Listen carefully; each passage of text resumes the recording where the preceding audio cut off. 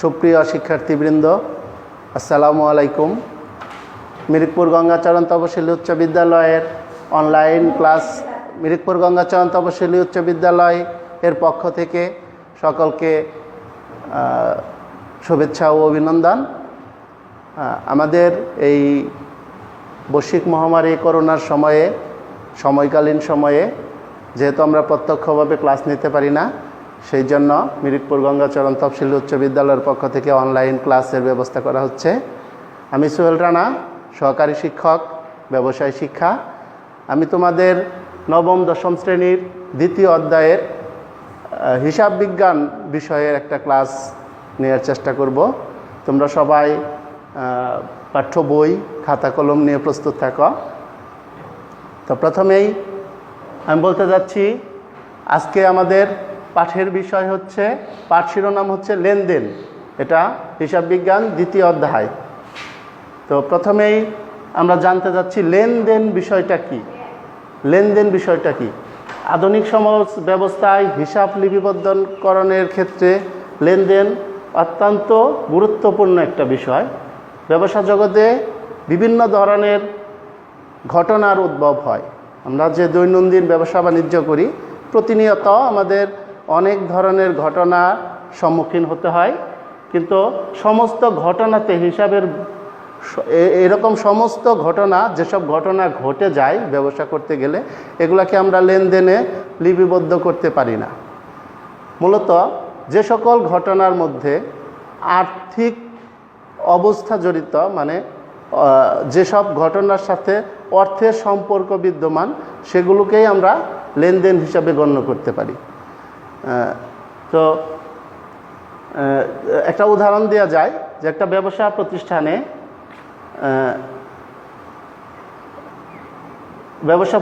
5,000 টাকা দিয়ে অফিসের জন্য একটি আলমারি ক্রয় করা হলো।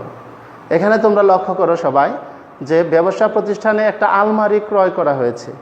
এখানে আলমারি ক্রয় করার ফলে ব্যবসা প্রতিষ্ঠানে নগদ টাকা চলে গিয়েছে। তার মানে ব্যবসা প্রতিষ্ঠানে একদিকে যেমন আলমারি সম্পদ এসেছে, অন্যদিকে আবার কি নগদ টাকা চলে গিয়েছে।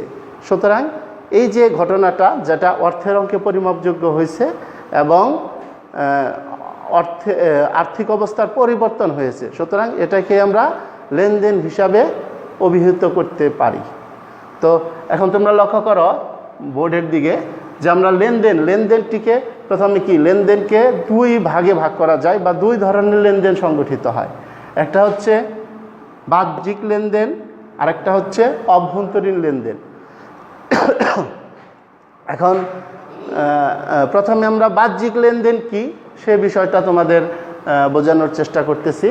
বাহ্যিক লেনদেন হচ্ছে যে লেনদেনের ক্ষেত্রে দুটি পক্ষ বা দুটি প্রতিষ্ঠান জড়িত। যেমন কাদের এন্টারপ্রাইজের কাছ থেকে 50,000 টাকার মাল ক্রয়। এখানে দেখো, কাদের এন্টারপ্রাইজ হচ্ছে আরেকটা প্রতিষ্ঠান, আর যেটা আমাদের প্রতিষ্ঠান বা যে প্রতিষ্ঠানে মাল ক্রয় করলো সেই প্রতিষ্ঠান একটা অন্য প্রতিষ্ঠান। সুতরাং এখানে কি দুইটা পক্ষ বা দুইটা প্রতিষ্ঠান জড়িত। আর অভ্যন্তরীণ লেনদেন হচ্ছে ব্যবসার যে ভিতরের লেনদেন, যেমন কর্মচারীকে বেতন প্রদান, সেটা কর্মচারী হচ্ছে ভিতরের পক্ষ, এটা অন্য কোনো প্রতিষ্ঠানের সাথে জড়িত না। সুতরাং এটাকে আমরা কি অভ্যন্তরীণ লেনদেন হিসাবে গণ্য করতে পারি। তো প্রিয় শিক্ষার্থীবৃন্দ, আশা করছি তোমরা লেনদেনের প্রকারভেদটা বুঝতে পারছ। তো এখন আমরা লেনদেনের প্রকৃতি এবং বৈশিষ্ট্য নিয়ে একটু আলোচনা করি।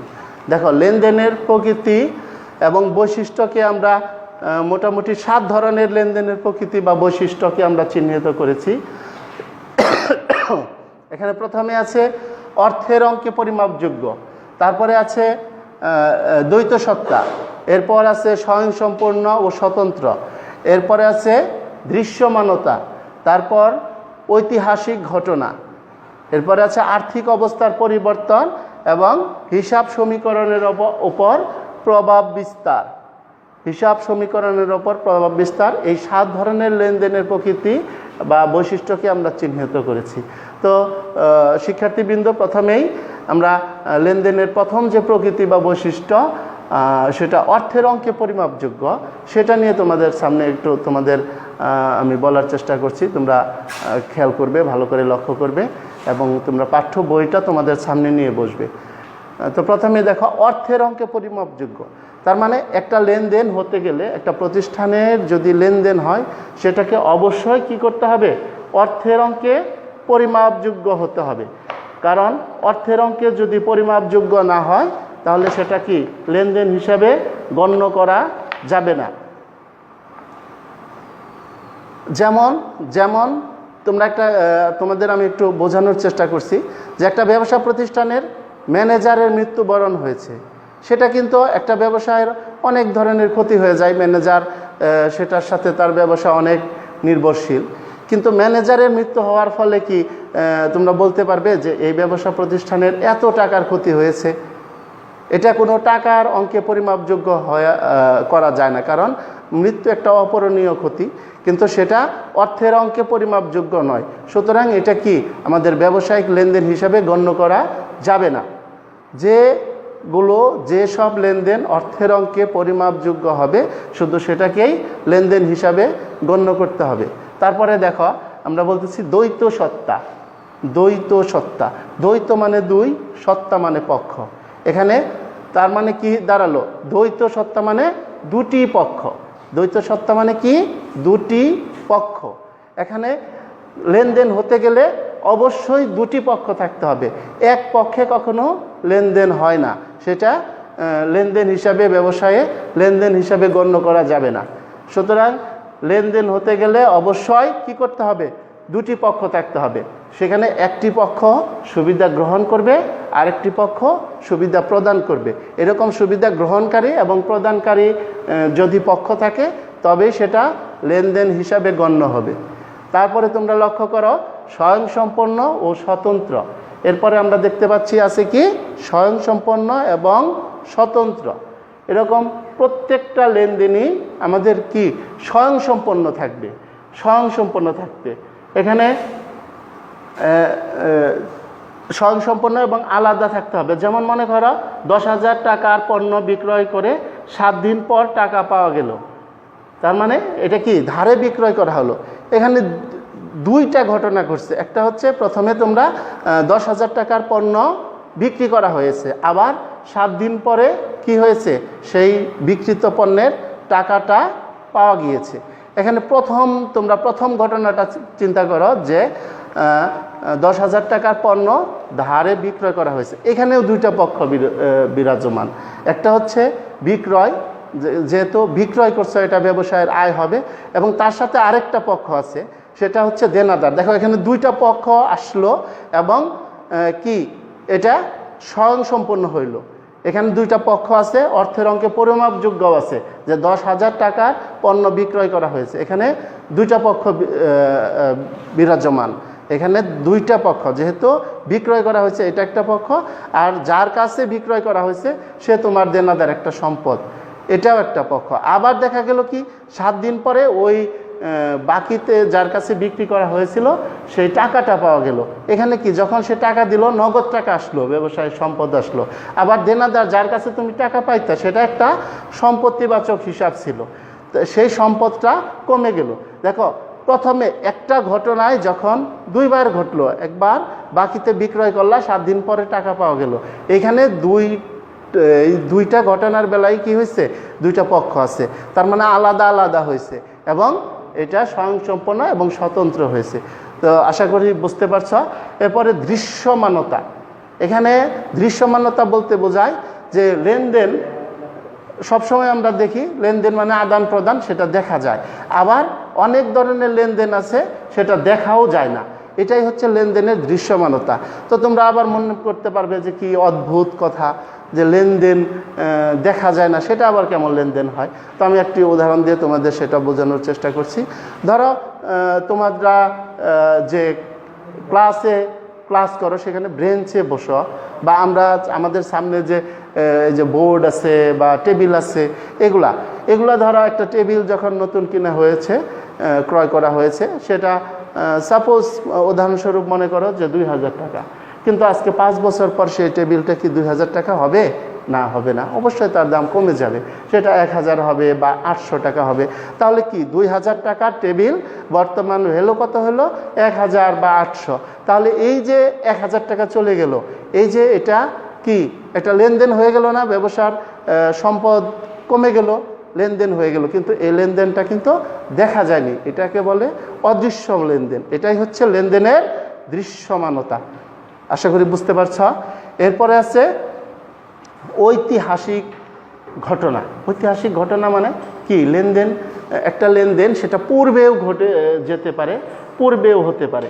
এই এই এই আর্থিক ঘটনাটা পূর্বেও ঘটতে পারে বা ভবিষ্যতেও ঘটতে পারে, সেটাই হচ্ছে ঐতিহাসিক ঘটনা।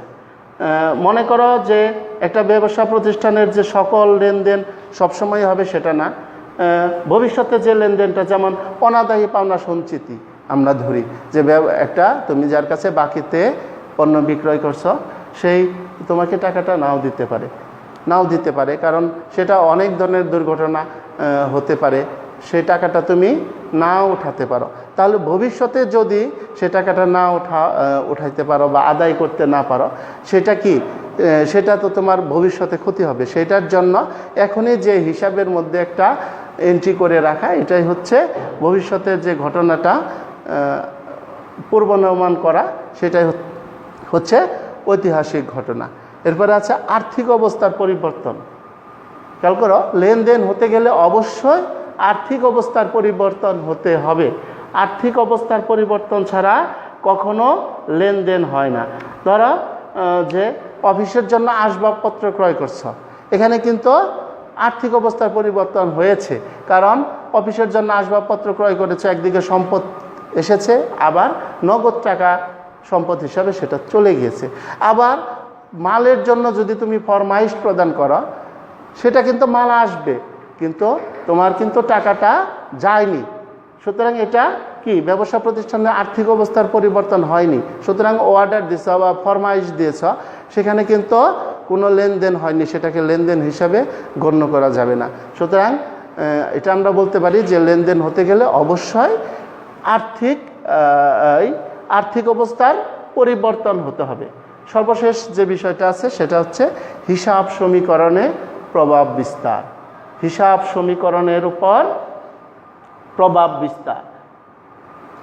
এখন আমাদের জানতে হবে হিসাব সমীকরণ। হিসাব সমীকরণ বলতে হিসাব সমীকরণের পরবর্তীতে তোমাদের অধ্যায় আছে, সেটা নিয়ে আমরা বিস্তারিত আলাপ করব। তারপরেও হিসাব সমীকরণটা আমি সংক্ষিপ্তভাবে তোমাদের একটু বলার চেষ্টা করছি, তোমরা সবাই লক্ষ্য রাখবে বা লক্ষ্য করবে। এখানে হিসাব সমীকরণ হচ্ছে সম্পদ, হিসাব সমীকরণ হচ্ছে সম্পদ সমান সমান দায় প্লাস মালিকানা সত্ত্ব। এটা আমরা সংক্ষেপে এরকম ইংরেজিতে বলতে পারি, এ equal to L plus E. এখানে এতে অ্যাসেট মানে সম্পদ, এলে লাইবিলিটি মানে দায়, ইতে ইকুইটি মানে মালিকানা সত্ত্ব।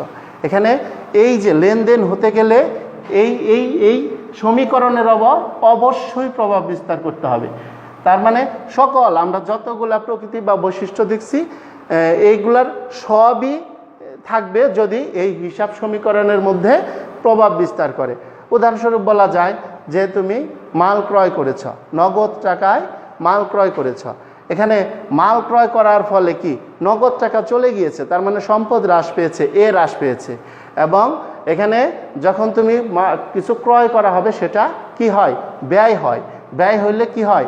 ব্যবসা প্রতিষ্ঠানের ব্যয় বা খরচ যদি হয়, তাহলে মালিকানা সত্ত্ব, মালিকের দাবি, মালিকের পাওনা বা মালিকের যে অধিকারটা, সেটা কমে যায়। তার মানে কি? এটাও কমে গেল, সম্পদ কমে গেল, আবার মালিকানা সত্ত্ব কমে গেল। দেখো সমীকরণ কিন্তু ঠিকই থাকবে, যেটা এক পক্ষের থেকে যদি যে টাকাটা কমে যাবে, আবার তারপরের থেকেও যদি ওই টাকাটাই কমে যায়, তাহলে কি সমীকরণটা সর্বসময়ই সমান থাকবে। তো আশা করছি তোমরা লেনদেনের প্রকৃতি এবং বৈশিষ্ট্য বুঝতে পেরেছ। তো পরবর্তী ক্লাসে আমরা হিসাব সমীকরণ নিয়ে তোমাদের সাথে কথা বলবো। তো তোমরা ওই আমাদের পাঠ্য বইয়ের যে বহু নির্বাচনী প্রশ্ন আছে, সেটা তোমরা নিজে নিজে বাড়িতে করার চেষ্টা করবে। আর সকলে ভালো থাকবে, সুস্থ থাকবে। আমরা কবে ক্লাসে ফিরতে পারবো জানি না, তো সবাই দোয়া করবে যাতে আমরা অতি তাড়াতাড়ি আল্লাহ তাআলা আমাদের এই পৃথিবীর থেকে, আমাদের দেশ থেকে এই মহামারীটা দূর করে দেয়। আমরা যেন সবাই আবার আগের মতো শ্রেণীকক্ষে ফিরতে পারি। সকলকে ধন্যবাদ। আসসালামু আলাইকুম।